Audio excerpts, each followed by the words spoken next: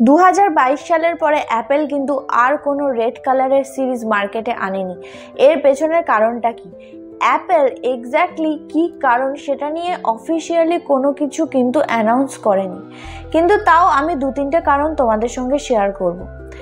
আইফোনের রেড কালারের বক্স আসলে তার পেছনে কিন্তু লেখা থাকে কালার রেড বলে। তো প্রতি রেড কালার পারপাস অ্যাপেলকে $1 করে ডোনেশন ওয়ার্ল্ড এইডস অর্গানাইজেশনকে দিতে হয়। এর ফলে অ্যাপেল দেখলো কি তাদের খরচা অনেকটাই বেড়ে যাচ্ছে, আর এটা অ্যাপেল কোম্পানি তো কিছুতেই মেনে নিতে পারবে না।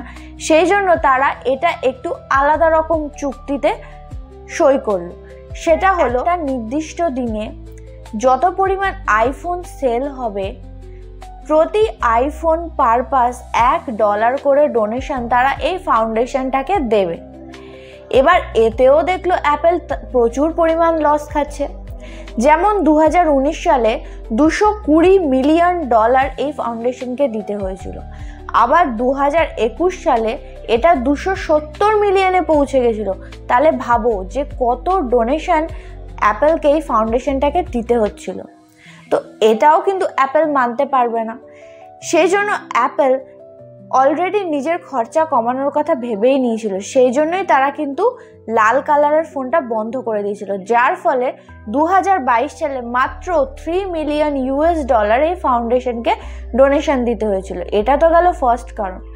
সেকেন্ড হচ্ছে আইফোন 15 সিরিজ থেকে অ্যাপেল টাইটানিয়াম কালার ইউজ করার চেষ্টা করছিল। তা এই টাইটানিয়ামে রেড কালার ইউজ করা কিন্তু খুবই ডিফিকাল্ট ব্যাপার, এটাও একটা কারণ হতে পারে। আর আইফোন 15 সিরিজ থেকে অ্যাপেল তার লুকসটাকে কিন্তু নতুন করে একটা আলাদা রকম ক্রিয়েট করার চেষ্টা করছিল। তো এই কারণেও হতে পারে কি অত ক্যাটক্যাটে কালার অ্যাপেল ইউজ করতে চায়নি।